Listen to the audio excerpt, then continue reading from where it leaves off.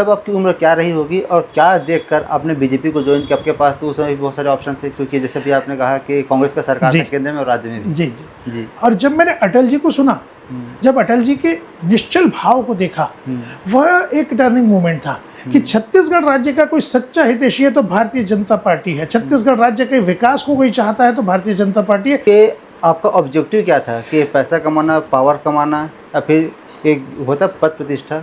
निश्चित तौर पे पैसा कमाना, पावर कमाना आज के युवाओं के मन में आ सकता होगा, पर मेरे मन में कभी भी नहीं रहा। लेकिन जब हम आज भी देखते हैं, जब चुनाव का समय आता है तो मूलभूत सुधार के ऊपर चुनाव लड़ा जाता है, तो विकास को हम किस पैमाने पर रख के देख रहे हैं? तो हम आने वाले समय में पर्यावरण का एक बहुत बड़ा चैलेंज साथ में लेके चल रहे हैं और आर्थिक विकास के क्षेत्र में बहुत सारा काम करना है, तो इसका शुरुआत इससे पहले क्यों नहीं हुआ? रुपेश जी, नीति नहीं थी, नियत नहीं थी। इतना बेहतरीन काम हुआ है कि भाजपा ऐसी चश्मा लगाई उन्हें दिख नहीं रहा है। विकास तो हुआ है, स्वर्णिम अक्षर में लिखने योग्य हुआ है। ये किसी कांग्रेसी का कथन है ये आपके प्रश्न में, या आप उन्हें लगता है कि जमानत मिलने के बाद वो निर्दोष हो गए हैं? इतने दुख के साथ कहूँगा कि जब हम लोगों ने गोठान को एक्सपोज करने के लिए आंदोलन किया, तो रुपेश जी मैं तो आपको अभी वो वीडियो अवेलेबल करा दूंगा, ऐसे गोठान जिसमें चौहद्दी नहीं है।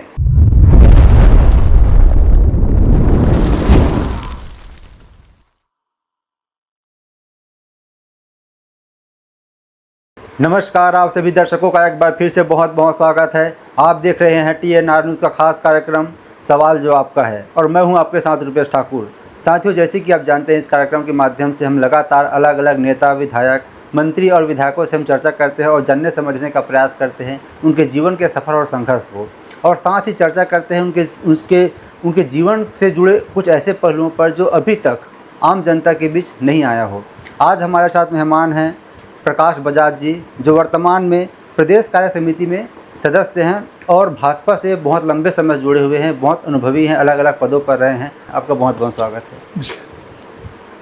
शुरुआत करेंगे सर, राजनीतिक चर्चा में आगे बढ़ेंगे, उससे पहले हम जानना चाहते हैं कौन है प्रकाश बजाज जी, कैसे आपका राजनीति में आना हुआ, शिक्षा दीक्षा कहाँ तक हुई आपकी?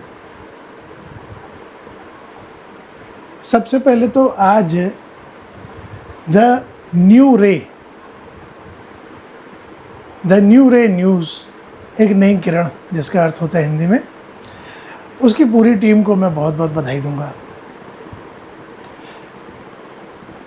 रुपेश जी, राजनीति के इतने लंबे सफ़र में मेरा ये पहला अनुभव है कि आपके चैनल के माध्यम से राजनीति में न सिर्फ स्थापित और बड़े पदों पे लोगों को आपने एक प्लेटफॉर्म, एक एक्सपोजर दिया, बल्कि मैं देख रहा था कुछ दिनों से, तो आपने किसी भी पार्टी, दल या विचारधारा के लोगों को, छोटे से छोटे दायित्व पे, पद पे रहते हुए लोगों को और बड़े से बड़े डिग्निटीज़ को आपने स्थान दिया। उसके लिए आप बहुत बहुत बधाई के पात्र हैं। जी धन्यवाद। उसके बाद रुपेश जी, मैंने देखा कि द न्यू रे न्यूज़, ये जो आपका 4 साल का सफ़र है, जो YouTube का चैनल 2021 में स्थापित हुआ है, उसमें लगभग 1.5 करोड़ लोगों ने आज तक उसे देखा है, और 45,000 से ज़्यादा सब्सक्राइबर के साथ में आपका जो चैनल चल रहा है, और मैं बहुत खुले मन से कहूँगा निष्कपट और निश्चल भाव से चल रहा है। तो उसके लिए सर्वप्रथम मैं आपको बधाई दूंगा कि पत्रकारिता के इतने पवित्र दायित्व को आप समाज में पूरा कर रहे हैं। जी बहुत धन्यवाद आपका। अब राजनीतिक सफ़र की शुरुआत की बात करें तो मैं जब 7वीं कक्षा में था, तब मैंने रेलवे स्टेशन पर एक व्यापारी और तब की समय की पुलिस के एक प्रकरण को देखा। रात के करीब 10 बजे हुए थे, मैं किसी मेहमान को लेने या छोड़ने गया हूँ। उस प्रकरण में वह व्यापारी बहुत परेशान, बहुत हलाकान करते करते करते उसे कोई रेमेडी नहीं मिल रही थी, उसका कोई दोष नहीं था, बट पुलिस की पुलिसी आदत होती है, और एक व्यापारी को तो हमेशा ही गलत समझा जाता है, ये एक धारणा सी रही है, स्पेशली जब सामने पुलिस वाला हो या कोई अधिकारी हो। चूँकि मैं एक व्यापारी समाज से हूँ, व्यापारी परिवार से हूँ, तो मेरा एक अटैचमेंट है। उसको सॉल्व करते करते करते करते रात के 2 बज गए। 2 बजे के बाद में, मैं नाम नहीं लूँगा, तो उस समय के बहुत कद्दावर कांग्रेस के एक नेता थे, उनके किसी बहुत करीबी व्यक्ति को बुलाया गया। तो उसके आते साथ ही उस समय के वहाँ तत्कालीन जो टीआई थे वह खड़े हो गए, और तब जो अभी का रेलवे स्टेशन का वीआईपी गेट है उसके सामने जीआरपी थाना हुआ करता था, वो खड़े हो गए। वह लाइव दृश्य मेरे सामने घूम रहा है, और 2 या 3 मिनट भी ना लगे होंगे पूरे, शायद 2 या 3 मिनट। उसे व्यापारी को छोड़ दिया गया। हमने कहा कि जो नेताजी आए उन्होंने कहा कि भाई जो कार्रवाई आपको बनती होगी आप कर लीजिएगा उसमें, आप इन्हें हरास मत करिए, इन्हें छोड़ दीजिए। तो मैंने एक प्रश्न किया आसपास जो लोग थे, मैंने ये कौन है? उन्होंने बताया ये फलाने फलाने बड़े नेता, मैं मतलब निसंकोच नाम कहूँगा, ये विद्या भैया के खास है। तो मुझे इतना आश्चर्य हुआ कि 3 घंटे 4 घंटे से कोई व्यक्ति गुहार लगा रहा है, कोई व्यक्ति गुहार लगा रहा है और उसकी बात को सुना नहीं जा रहा, और एक नेता के व्यक्ति की बात को इतने तवज्जो से सुना जा रहा है। वह एक टर्निंग मोमेंट था पहला। उसके बाद ऐसे कई प्रकरण आते गए जिसमें मैंने देखा कि वंचितों के लिए, शोषितों के लिए, गरीब तबके के लिए, निरीह जीव के लिए कोई बोलने वाला नहीं। तो वह मन में बड़ी पीड़ा देता रहा। जब कॉलेज में आया फर्स्ट ईयर में, तो मैंने कहा कि मैं कॉलेज का चुनाव लड़ूंगा। दुर्भाग्यवश उस वर्ष में चुनाव नहीं लड़ पाया।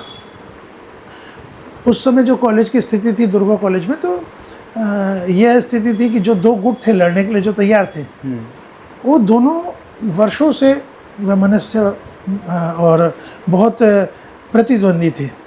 वो दोनों एक हो गए कि मुझे रोकने के लिए। मुझे अच्छा भी लगा। ये कौन से साल की बात होगी? ये 94-95 की बात होगी। मुझे अच्छा भी लगा। अब मेरी सक्रियता और लोकप्रियता इतनी ज़्यादा थी कि कॉलेज के अंदर में किसी के भी छात्र के कोई काम है, किसी की फ़ीस नहीं पड़ रही है, किसी का आई कार्ड नहीं बना है, किसी को कोई एडमिशन कार्ड नहीं बना, किसी के लाइब्रेरी शुल्क नहीं जमा हुआ है, किसी को लाइब्रेरी की एनओसी नहीं मिली है, तो मैं घूम घूम के दौड़ के करने लगा उसे। तो मेरी सक्रियता देखकर जो प्रतिद्वंदी दोनों गुट थे, दोनों एक हो गए। दोनों एक हो गए। दुर्भाग्यवश उस वर्ष शायद चुनाव नहीं हुए या कुछ, तो मैं चुनाव नहीं लड़ पाया। तो मैंने अगले वर्ष तैयारी की। उस साल फिर चुनाव पर बैन लग गया, तो छात्र राजनीति में मैं नहीं आ पाया। राजनीति में बड़ा इंटरेस्ट था, बहुत रुचि थी। उस समय में मैं भोपाल भी जाया करता था देखने के लिए करीबी से। तभी उसी समय में फर्स्ट ईयर के आसपास मेरी मुलाकात हुई हरि ठाकुर जी से। हरि ठाकुर जी के जीवन से मैं इतना अधिक प्रभावित हुआ, आप आश्चर्य करेंगे कि हरि ठाकुर जी एक ऐसे साहित्यकार थे कि उस समय में पूरे देश में, पूरे विश्व में, बाकी हिंदी या अन्य भाषाओं को तो छोड़ दीजिए, सिंधी समाज के अंदर में सिंधी साहित्य पे काम करने वाले साहित्यकार और उनके साहित्य उनके पास उपलब्ध थे। मतलब उन्होंने भाषा, क्षेत्र, बोली इनको दूर रखते हुए, इनकी परवाह न करते हुए एक साहित्य के प्रति उनका जो समर्पण था, साहित्य के प्रति जो उनका लगाव था, वो देखते ही बनता था। उन्होंने मुझे छत्तीसगढ़ पृथक राज्य के आंदोलन में अपने साथ में जोड़ा। मैं आज भी तहे दिल से उनका शुक्रगुजार हूँ, बहुत आभारी हूँ कि इतने छोटे से दुबले पतले से कार्यकर्ता को उन्होंने एक सबल कार्यकर्ता और नेता बनाने में पहला स्थान। क्या राजनीति में आने के पीछे आपका आदर्श हरि ठाकुर जी हैं? निश्चित तौर पे प्रारंभिक तौर पे जो छत्तीसगढ़ की भूमि के साथ लगाव, छत्तीसगढ़ राज्य आंदोलन के साथ में जुड़ना, छत्तीसगढ़ राज्य के आंदोलन में हरि ठाकुर जी, चंदूलाल चंद्राकर जी, बालचंद कुशवाहा जी, सरयुकांत झा जी, उस समय के जो वो टीम थी, मैं उन्हें पूर्ण रूप से श्रेय दूंगा। हरि ठाकुर जी के सुपुत्र आज भी मिलते हैं तो वो पुरानी यादें ताज़ा हो जाती हैं। और उस समय में हमारे बड़े नेता हुआ करते थे अजीत जोगी जी, जो राज्यसभा से सांसद थे। तो आए दिन गाहे बगाहे हम उनको घेर लेते थे कि साहब आप छत्तीसगढ़ की बात को दिल्ली में रखिए। सरकारें कांग्रेस की हुआ करती थी, चाहे राज्य में हो चाहे केंद्र में हो। कि आप हमारी बात को रखिए, वो रखते थे, सहृदयता से हमसे बात भी करते थे।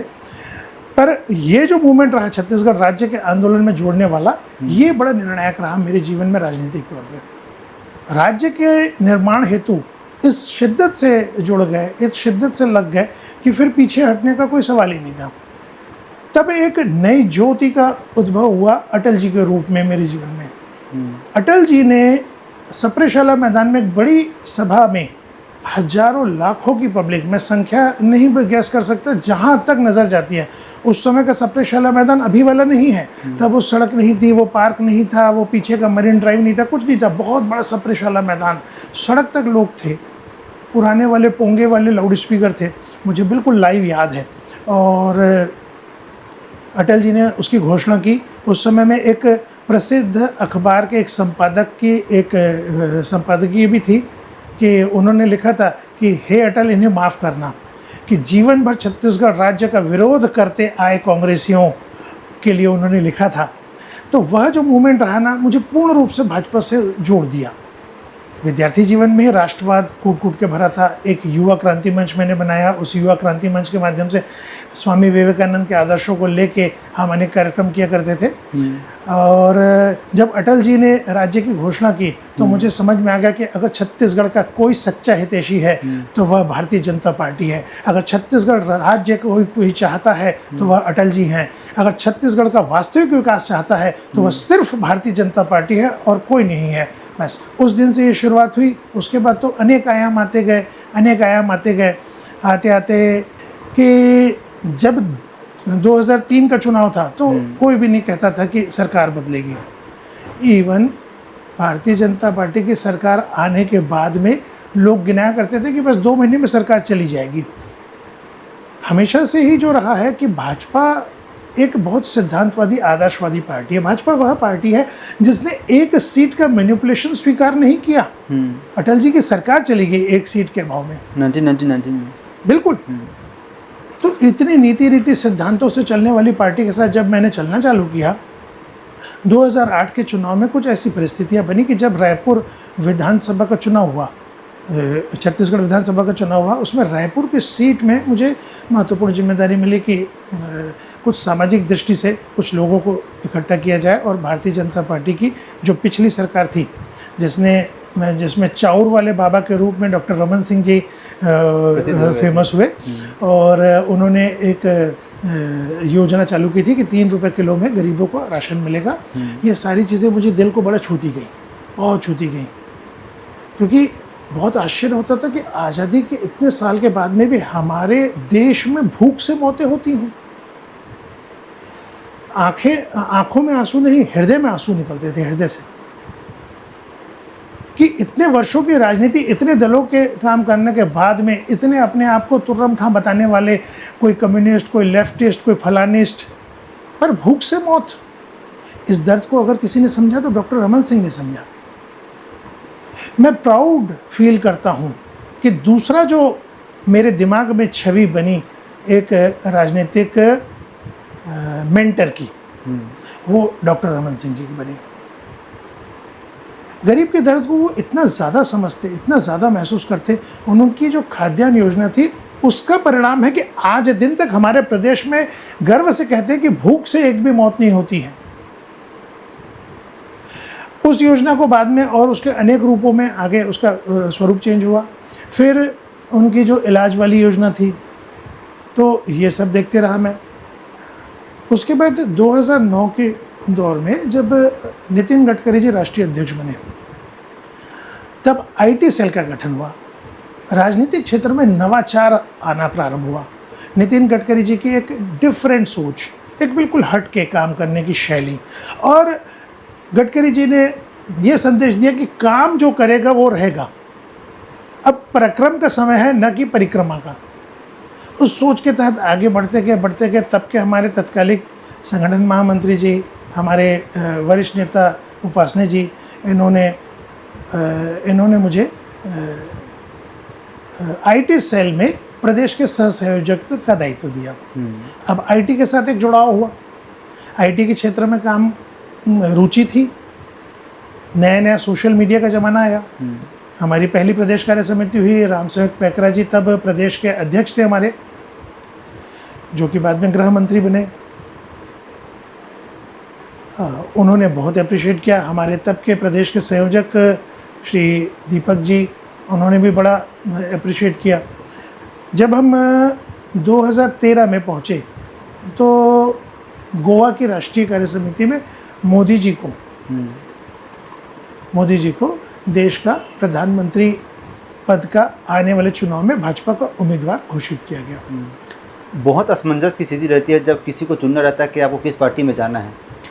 तब आपकी उम्र क्या रही होगी और क्या देखकर आपने बीजेपी को ज्वाइन किया? आपके पास तो उस समय बहुत सारे ऑप्शन थे, क्योंकि जैसे भी आपने कहा कि कांग्रेस का सरकार था केंद्र में और राज्य में भी। जी सर, मैंने पहले भी बताया, मैं फिर से बताऊंगा कि मेरे लिए बड़े गर्व का विषय था कि मैं छत्तीसगढ़ राज्य के आंदोलन में कूद के हिस्सा लिया, बढ़ चढ़ के हिस्सा लिया।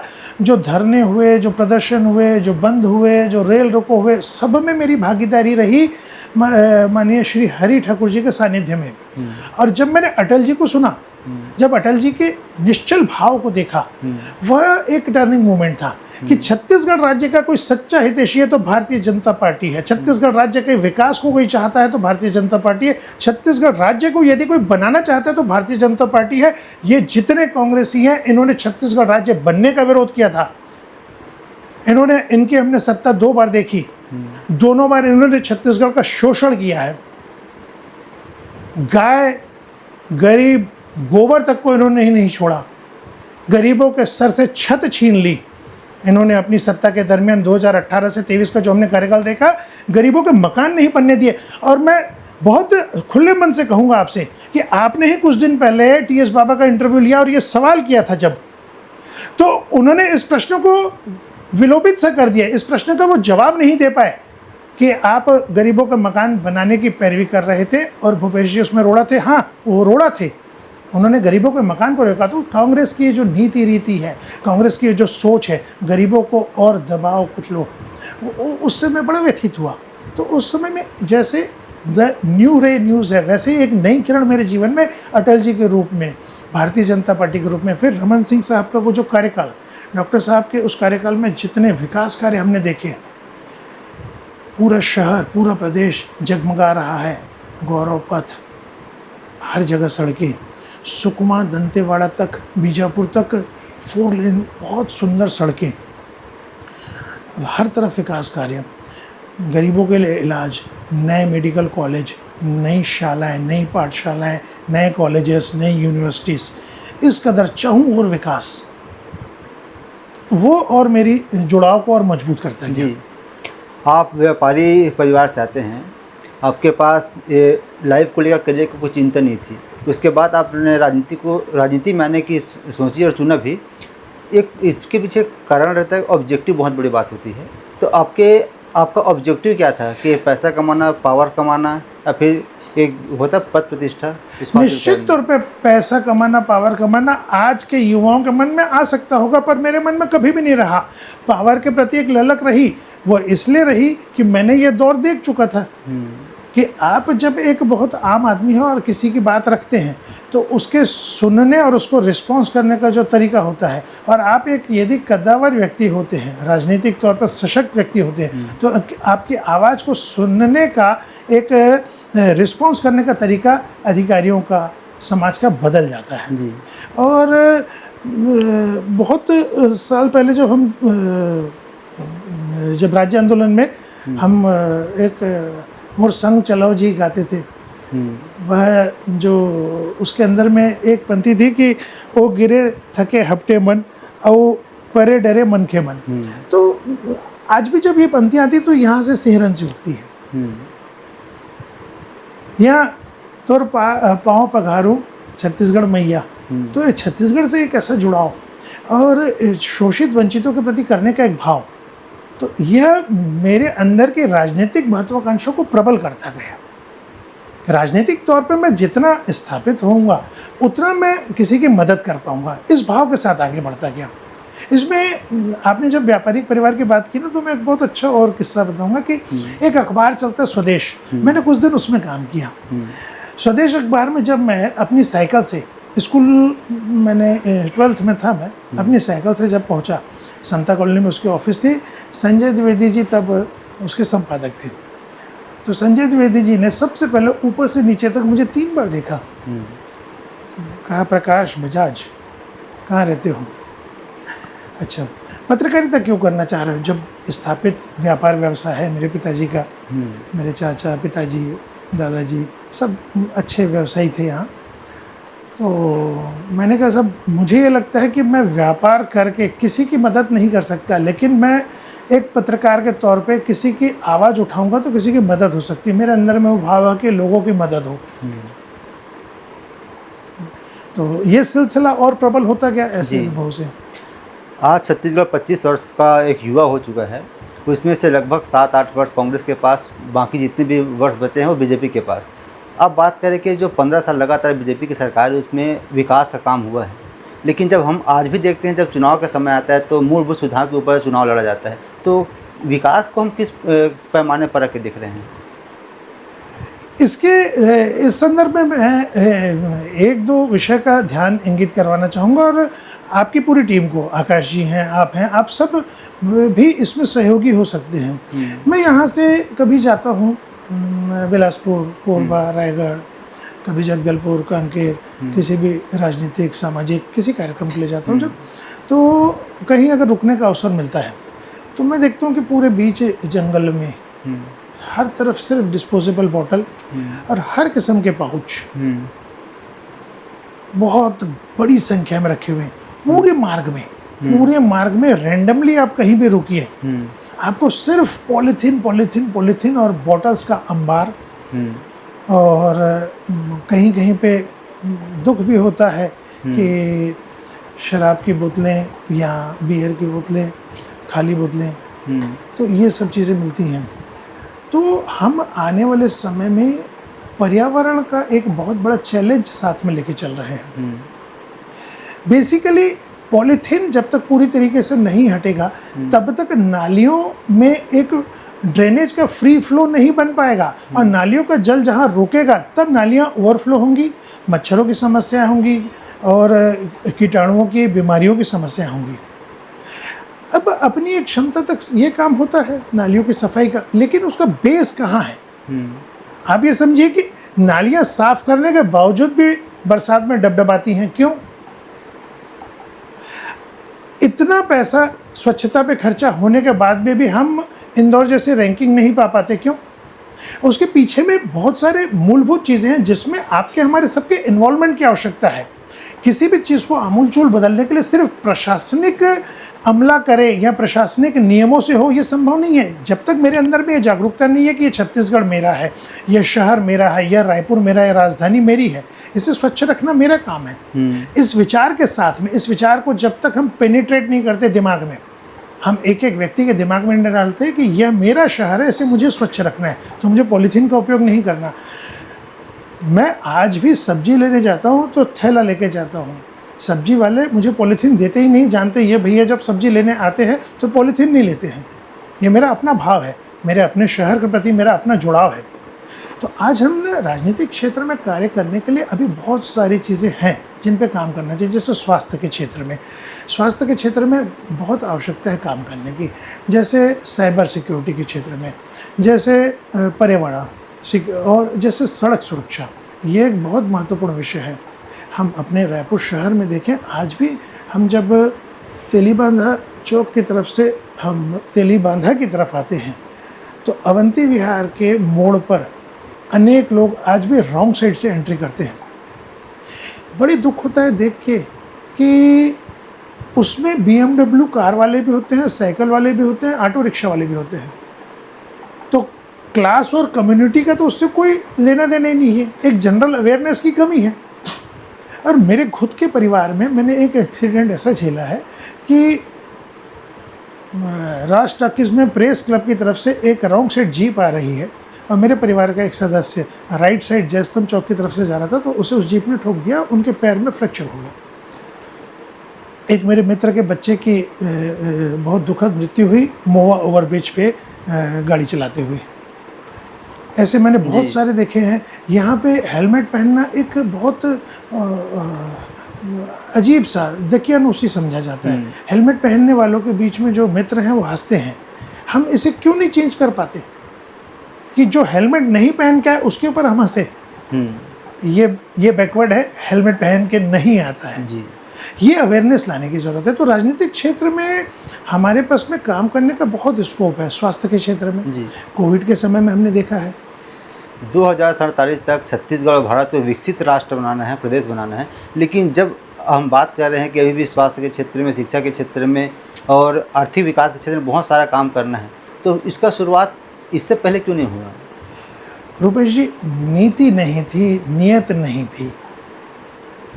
हमने 2 बार ही ऐसा विकास देखा है मैंने अपने जीवन में, जब अटल जी आए और उन्होंने प्रधानमंत्री सड़क योजना चालू की। इसको कहते हैं विज़न। अटल जी आए और पोखरण में हमें परमाणु शक्ति के रूप में सबल बनाया हमारे देश को। अटल जी आए और उन्होंने सीमा पर यह बता दिया कि भारत किसी से डरता नहीं है। अटल जी आए, उन्होंने एक हाथ ऐसा बढ़ाया कि मित्रता, जो आज मोदी जी कहते ना कि अगर गोली भेजोगे तो हम गोला भेजेंगे, सबसे पहले वो संदेश अटल जी ने दिया। तो उसके पहले की जो सरकारें थी, कांग्रेस की सरकार की नीति और नियत नहीं थी। और छत्तीसगढ़ की बात करें तब जी, छत्तीसगढ़ के तारतम्य में छत्तीसगढ़ को तो इतना वंचित और शोषित बना के रखा गया था कि मिनरल्स का जो आय थी 90% यहाँ से होती थी। मुझे आज की विषय वस्तु नहीं पता थी कि आपके इस कार्यक्रम में विषय वस्तु क्या रहेगी, तो मैं पुराने डेटा निकाल के रखता। जब छत्तीसगढ़ राज्य आंदोलन के समय हम करते थे, टीन हमारे यहाँ होता है, लौह अयस्क हमारे यहाँ होता है, कोयला हमारे यहाँ होता है, अब तो हीरा भी हमारे यहाँ पाया जाने लगा। खनिज संसाधनों से प्रचुर, रेवेन्यू में हमारी एक बहुत महत्वपूर्ण भागीदारी मध्य प्रदेश के समय में, लेकिन एक्सपेंडिचर ज़ीरो। मुझे याद है एक एक सड़क के लिए आंदोलन करना पड़ता था। रायपुर से लेकर पावर हाउस तक जो 4 लेन सड़क है, उसके लिए वर्षों आंदोलन चला। मैं उस आंदोलन में भाग लिया। वहाँ इतने दुर्घटनाएं होती थी, आए दिन दुर्घटनाएं। उस एक सड़क के लिए हमें वर्षों तक आंदोलन करना पड़ता।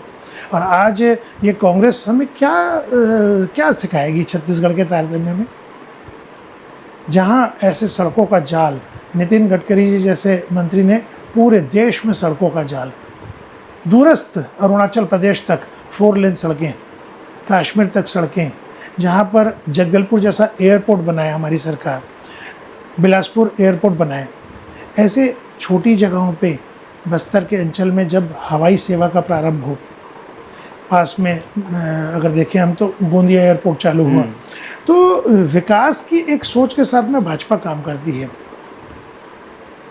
कांग्रेस के पास जो 5 साल का समय था, उसमें युवाओं के लिए, महिलाओं के लिए, बुजुर्गों के लिए, जो बेरोजगार हैं उनके लिए, या फिर जो छत्तीसगढ़िया बोलिए छत्तीसगढ़िया के लिए इतना बेहतरीन काम हुआ है कि भाजपा ऐसी चश्मा लगाए उन्हें दिख नहीं रहा है। विकास तो हुआ है, स्वर्णिम अक्षर में लिखने योग्य हुआ है। ये किसी कांग्रेसी का कथन है ये आपके प्रश्न में, या आपकी कांग्रेस का कथन है? मैं आपको धन्यवाद दूंगा कि ये कांग्रेस का कथन है, क्यों आप प्रीजुडाइज नहीं हैं। आप जो है ना किसी एक धारा को लेकर नहीं चल रहे हैं, आप निष्पक्ष रूप से चल रहे हैं। हम न्यूट्रल रहते हैं। जी, बिल्कुल रहना चाहिए। निश्चित तौर पर पत्रकारिता जब जब न्यूट्रल रही है तब तब विकास हुआ है, जनमानस का विकास हुआ है। भाजपा और कांग्रेस दिगर विषय वस्तु हो जाएगी। जब जब पत्रकारिता न्यूट्रल रही है तब तब समाज का विकास हुआ है और राजनीति एक स्वच्छ रूप में सामने आई है। देखिए, इन्होंने छत्तीसगढ़िया बोली भाषा विकास की बात की। मैं तो शुरू से कह रहा हूँ, जितने लोगों की कल जमानतें हुई हैं, ये जो पैसा खा रहे थे, ये किसका पैसा था? मुझे बताइए, ये किसका पैसा था? ये पैसा कहीं महाराष्ट्र से आया था क्या? ये पैसा कहाँ से आया था? ये पैसा अगर कहीं से आया था तो छत्तीसगढ़ के माटी से उपजा हुआ यहाँ के किसान, यहाँ के मजदूर, यहाँ के व्यापारी, यहाँ का डॉक्टर, यहाँ के इंजीनियर, उसकी मेहनत की कमाई थी, उसी को लूटा था आपने। सिर्फ बात करने से आप हितैषी नहीं हो जाते। सिर्फ बात करने से आप हितैषी नहीं हो जाते। आपको हितैषी के लिए करके दिखाना पड़ता है। इन्होंने क्या किया? शराब घोटाले को आप देखिए, तो आप पढ़िए उसे।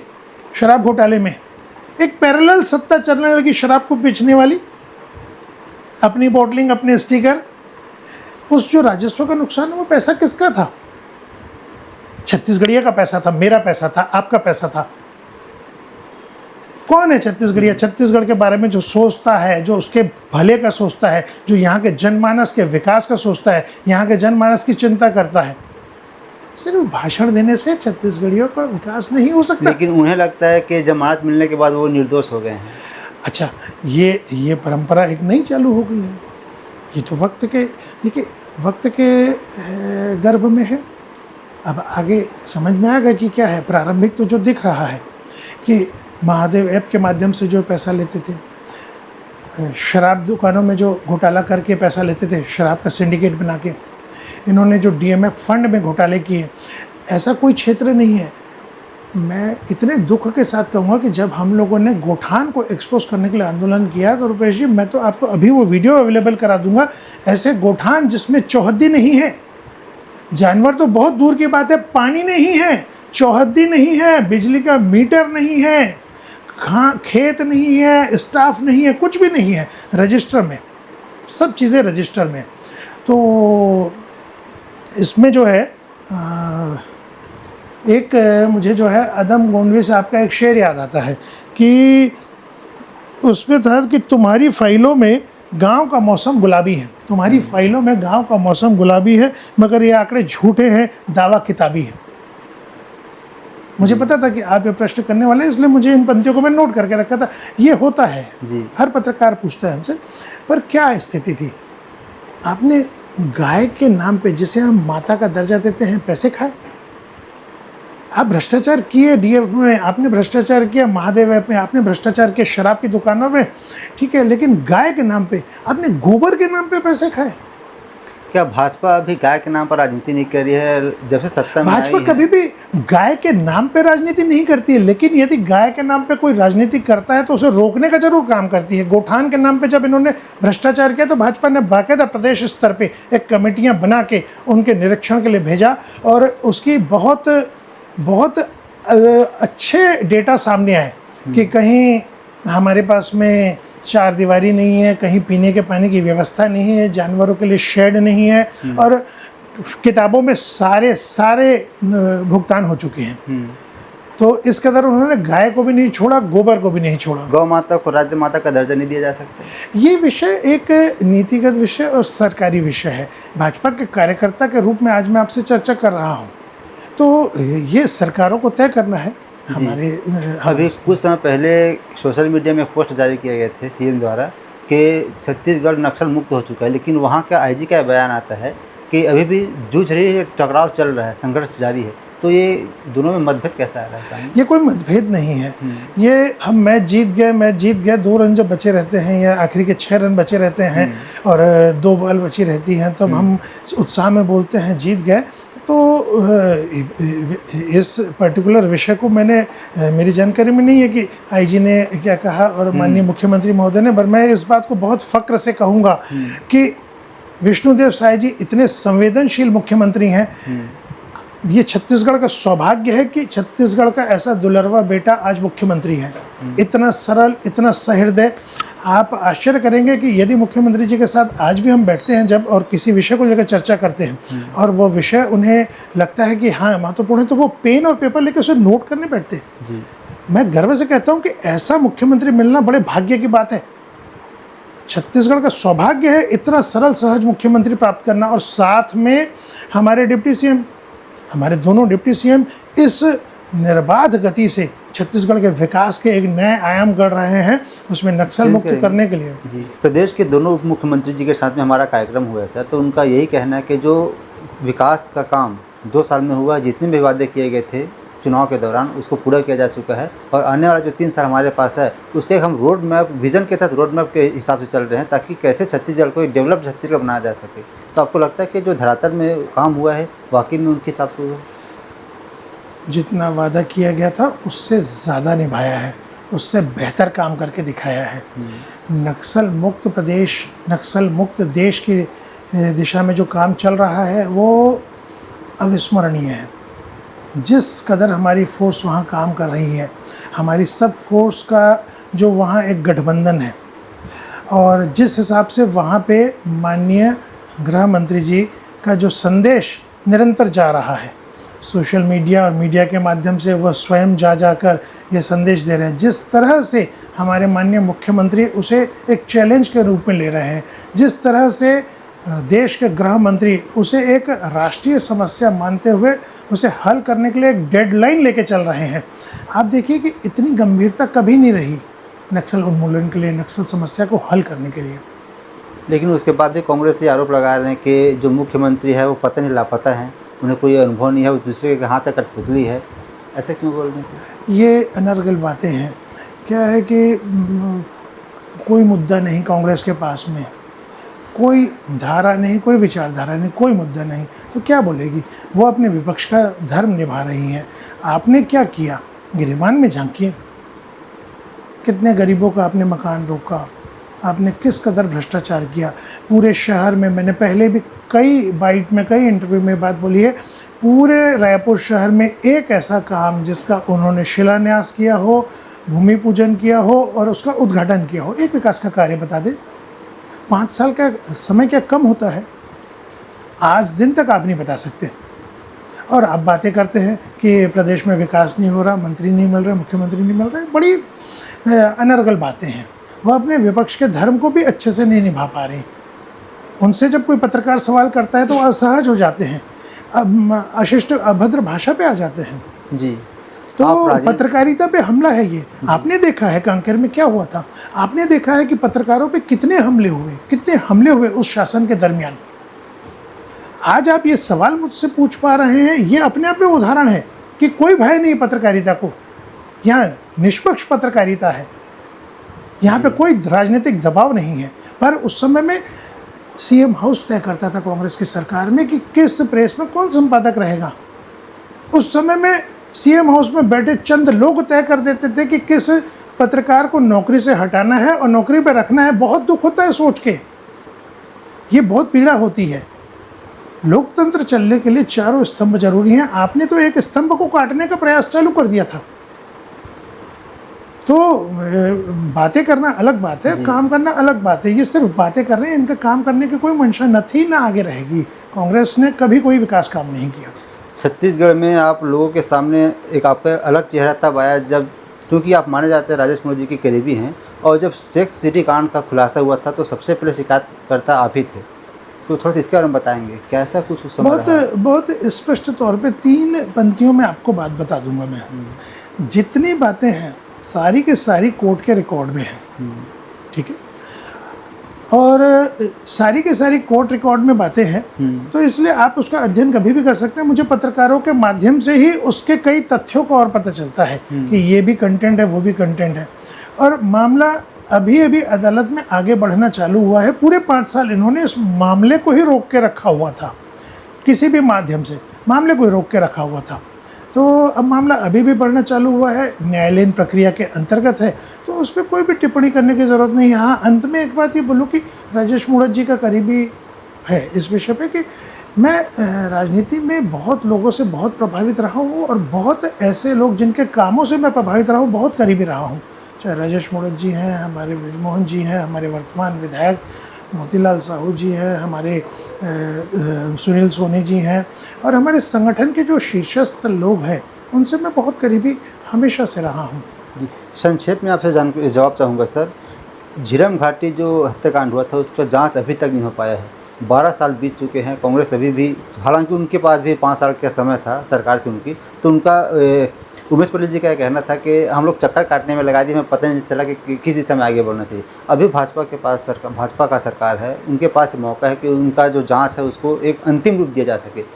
छोटा ये पूर्णतः सरकारी विषय है, इस पे मेरी टिप्पणी की आवश्यकता नहीं, पर एक दर्शक के तौर पे, एक नागरिक के तौर पे मैं चाहूँगा कि उसके निष्पक्ष जांच हो।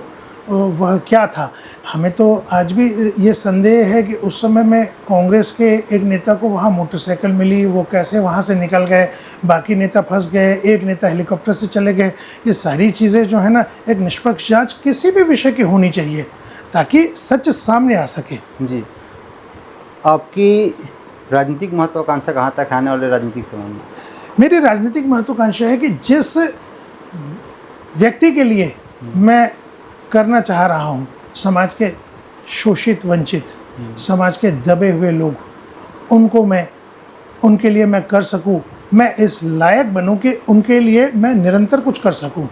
मुझे जो अपने इर्द गिर्द समस्याएं लगती हैं, जैसे 3 महत्वपूर्ण बातें हैं। रायपुर शहर और छत्तीसगढ़ के तारतम्य में हमें बहुत बड़ा चैलेंज है cyber security, cyber safety, road safety और तो मैं चाहूँगा कि मैं इतना सशक्त रहूँ, इतना सशक्त बनूँ कि मैं इन विषयों पे काम कर सकूँ और समाज में आने वाली पीढ़ी को मैं न सिर्फ अपने समाज, सिंधी समाज की बात करता हूँ, बल्कि छत्तीसगढ़ के तारतम्य में सर्व समाज को मैं उनके काम आ सकूँ। मेरा एक एक कतरा हमारे समाज के लिए काम आए, इन गरीबों के लिए, शोषितों के लिए, वंचितों के लिए काम आए। कोविड के समय में भी मैंने काफ़ी काम किया और उस समय से ये भावना और बलवती हुई और प्रगाढ़ हुई कि जो निडी हैं, जो ज़रूरतमंद है, उनके लिए काम किया जाना चाहिए। कोविड के समय का हमने बहुत बुरा दौर देखा। मुझे सौभाग्य प्राप्त हुआ कि उस समय में एक NGO सॉर्ट ऑफ बना के, एक ग्रुप बना के हमने बहुत अधिक लोगों की हर किस्म की मदद की, चाहे उनको कोई ऑक्सीजन, दवाइयाँ, हॉस्पिटलाइजेशन, कहीं किन्हीं को ले जाना है, लेकर आना है, और आर्थिक मदद भी। मैं एक चीज़ और मेंशन करना चाहूँगा कि स्वास्थ्य के क्षेत्र में मुझे बहुत रुचि रहती है। मैं जितनी संभव हो सकती लोगों के, आज भी, कल भी मुझे 3 कॉल आए अलग अलग हॉस्पिटल, अलग अलग शहर के मरीजों के लिए। उनकी जो संभव मदद होती मैं करता हूँ। मैं अक्सर अनेक सामाजिक मंचों से जुड़ा हूँ, उनके माध्यम से मेडिकल कैंप का आयोजन करता हूँ। एक न बहुत अच्छी बात मैं ना आपको याद दिलाना चाहूँगा कि एक मैंने मेडिकल कैंप का आयोजन किया था कुछ वर्ष पूर्व। उसमें हमारे प्रदेश के माननीय पूर्व मुख्यमंत्री और वर्तमान के विधानसभा अध्यक्ष डॉक्टर रमन सिंह साहब ने भी अपनी उपस्थिति दर्ज की थी और बहुत अप्रिशिएट किया था। उस मेडिकल कैंप में जनरल रैंडम, जैसे आप पत्रकार के तौर पे कवर करने, हमने आपसे कहा या आकाश से कहा कि चलिए आप भी अपना चेकअप करा लीजिए, ऐसे ही एक व्यक्ति आया था अपने परिवार को लेके, तो उसका एक कर्मचारी था, उससे भी बोले तुम भी चेकअप करवा लो। अब उस कर्मचारी को जब उन्होंने चेकअप कराने के लिए दिया तो उसको सीवियर कार्डिक अरेस्ट आया हुआ था, उसे हार्ट अटैक आया हुआ था। हमारा वो मेडिकल कैंप एक बहुत बड़ी अस्पताल यहाँ की VY हॉस्पिटल के एसोसिएशन से था। तुरंत ही डॉक्टरों ने उसे अटेंड किया, अपनी एम्बुलेंस से उसे हॉस्पिटल भेजा। आने वाले 1 घंटे के अंदर में उसकी एंजियोप्लास्टी हो गई और उसकी जान बच गई। तो मैं अपने जीवन को सफल मानता हूँ कि यदि मैं किसी के लिए कुछ कर पाता हूँ इन क्षेत्रों में जहाँ पे वह नहीं पहुँच पाता, जहाँ वह व्यक्ति शायद गरीबी के कारण, शायद अपनी अवेयरनेस की कमी के कारण, तो मैं आने वाले समय में अपने आप को वहीं देखना चाहूँगा कि आप सभी मित्रों का प्यार, मेरे सभी नेताओं का सतत मार्गदर्शन और समर्थन, वो मुझे इस लायक बनाए कि मैं गरीबों, वंचितों, शोषितों की सेवा कर पाऊँ और अपने समाज को एक नई दिशा दे पाऊँ, युवा शक्ति को संदेश दे पाऊँ कि समाज के लिए कुछ करो। यह समाज, जब हम अपने घर के बाहर की 4 दीवारी से निकलते हैं तो हवा, पानी, हमें नमस्ते करने वाला, हमारी स्ट्रीट लाइट, सड़क, ये सब हमारा समाज है। तो समाज से हम सब कुछ लेते हैं तो हमें उसे देने का भी दायित्व है। रुपेश जी, राजनीतिक क्षेत्र में काम करते करते 2009 में जब मैं IT सेल का प्रदेश का सह संयोजक के दायित्व पे आया तो पार्टी में काम करते करते एक बहुत रुचि थी कि काम करूं तो क्या किया जाए। सोशल मीडिया नया नया आया था, तब मुझे बहुत आज भी एक गर्व होता है कि उस समय में मैंने एक Limca book of world record में रिकॉर्ड बनाया। हमारे तब के माननीय मुख्यमंत्री सहृदय डॉक्टर रमन सिंह जी का एक वीडियो हमने अपलोड किया जिसे 24 घंटे में 2.25 लाख से ज़्यादा लोगों ने देखा।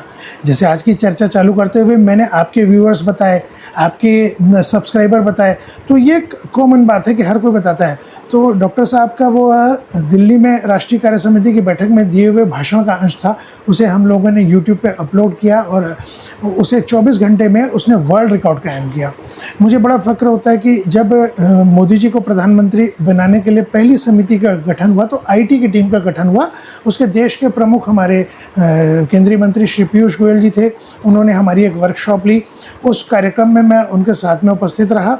मुझे बड़ा अच्छा महसूस होता है कि एक भाजपा ऐसी पार्टी है जिसमें प्रदेश के अंदर में यदि मोदी जी चुनिंदा 10 लोगों को ट्विटर में फॉलो करते हैं तो उनमें से एक नाम मेरा है।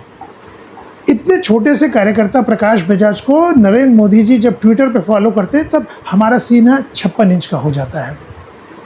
राजनीति के क्षेत्र में काम करते करते मैं सामाजिक क्षेत्र में मेरा पदार्पण हुआ जैसे, तो समाज के विभिन्न संगठनों से विभिन्न दायित्वों पे प्रदेश स्तर तक मैं अपने समाज के युवा विंग का अध्यक्ष रहा। पूरे प्रदेश में मैंने सामाजिक दृष्टि से दौरे किए, समाज के युवाओं को एकजुट करना एवं एक सही दिशा में उन्हें कार्य करने की प्रेरणा देना, साथ में लेके चलना। राजनीतिक क्षेत्र में सिंधी समाज के लोग आगे आएँ, इन बातों को लेके मैं चला। इस बीच में 2013 में मेरी व्यक्तिगत मुलाकात माननीय आडवाणी जी से हुई। लाल कृष्ण आडवाणी जी एक लौह पुरुष के रूप में काम किया, लौह पुरुष के रूप में काम किया और मेरे लिए बहुत प्रेरणादायी रहे। जब व्यक्तिगत तौर पे मैं उनसे मिला तो उन्होंने मेरे से पूछा कि परिवार में कौन कौन है। मैंने बताया मेरे दादा दादी, पिताजी, माताजी, मेरा भाई बहन। बोले क्या करते हो? मैंने कहा मेरे भाई का व्यापार है, मेरे पिताजी व्यापार करते हैं और मैं राजनीति करता हूँ। तो उन्होंने अंग्रेजी में ही बात करते करते मुझसे कहा, this is very bad, when you are not in a power right now, but when you will come to the power, what you will do? You will do corruption, so you must do something. वह line ऐसी थी जिन्होंने मुझे, मेरे पूरे हृदय को, मेरे पूरे दिल दिमाग को झकझोर दिया। वापस आते साथ ही मैंने अपने व्यापार को प्रारंभ किया और बहुत सुचारू रूप से मैं अपना व्यापार करता हूँ। मुझे बड़ा गर्व होता है ये कहते हुए कि मुझे आजीविका के लिए, अपने दैनंदिन खर्चों के लिए किसी के ऊपर में डिपेंड नहीं होना पड़ता। मैं अपने व्यापार के माध्यम से अपनी आजीविका खुद कमाता हूँ। लाइफ मेरे जीवन में एक बहुत प्रेरणादायी अगर कभी कोई रहा तो मेरा अपना समाज और माननीय लाल कृष्ण आडवाणी जी की वो पंक्तियाँ कि आपको अपनी ब्रेड एंड बटर खुद अर्न करनी चाहिए, न कि डिपेंडेंट होना चाहिए, उसने मुझे बहुत चेंज किया। और वर्षों से समाज के अंदर में विभिन्न दायित्वों पे रहा, सामाजिक क्षेत्रों में बहुत काम किया। हमारे यहाँ पंचायत व्यवस्था आज भी लागू है, उस पंचायत व्यवस्था में मैं अनेक पदों पे रहा। और ये मेरा सौभाग्य है कि मेरी पार्टी के अंदर में पिछले जो 4 विधानसभा चुनाव हुए, उन चारों विधानसभा चुनाव में जिन जिन क्षेत्रों में सामाजिक दृष्टि से लगा कि कार्य करने की आवश्यकता है तो मुझे भेजा गया। इसी जगह पे जहां आज आप मेरा इंटरव्यू ले रहे हैं, हमारे राष्ट्रीय सह संगठन मंत्री अजय जामवाल जी ने बैठे और मेरे सिंधी समाज के प्रबुद्ध करीब 30 मुखियों के साथ बैठ के चर्चा की। विधानसभा चुनाव के पहले में एक हाइप बना दी गई थी, ये जो विधानसभा 2023 का हुआ कि सिंधी समाज नाराज़ है, ऐसा कुछ भी नहीं था। सिंधी समाज हमेशा नीतिगत रूप से भाजपा के साथ रहा है, सिंधी समाज का समर्थन रहा है। और मैं फ़ख्र से कहता हूँ कि मेरे समाज की अगर कोई कदर करता है और कोई भला सोचता है तो वह भारतीय जनता पार्टी है। तो इन्हीं सब विषयों को लेके मेरा पार्टी के साथ में काम करने का अनुभव रहा। बिलाहा में मैंने काम किया, मैंने चकरभाटा में काम किया, बिलासपुर में, राजनांदगांव में अनेक बैठकें ली, भिलाई में, जहाँ पे भी समाज की एक संख्या थी, एक लैंडमार्क संख्या थी, वहाँ मुझे जाके काम करने का पार्टी ने अवसर दिया। यह भी मेरे लिए बहुत गर्व की बात है। आपका बहुत धन्यवाद सर, आप समय निकाले हमारे साथ चर्चा किए, अपना अनुभव हमारे साथ साझा किए। साथियों, तो आप सुने थे प्रकाश बजाज जी को, जिनका कहना है कि वो लगातार भारतीय जनता पार्टी के साथ जुड़े रहे हैं, अलग अलग पदों पर काम किए हैं, जो दायित्व उन्हें दिया गया है उनको पूरी निष्ठा के साथ करते हुए आए हैं और आने वाले समय में करते भी रहेंगे। उन्हें पद या प्रतिष्ठा की लालच नहीं है, वो जनता की सेवा करना चाहते हैं। क्योंकि आप लगातार समाज से जुड़े हुए हैं, धरातल पर का काम कर रहे हैं, तो आपको ज़्यादा बेहतर तरीके से पता है कि किस दिशा में काम करने की ज़रूरत है। साथियों, फिलहाल इस कार्यक्रम में इतना ही। अगली बार आपसे फिर होगी मुलाकात एक नए कार्यक्रम में नए मेहमान के साथ। तब तक के लिए अनुमति दीजिए। नमस्कार।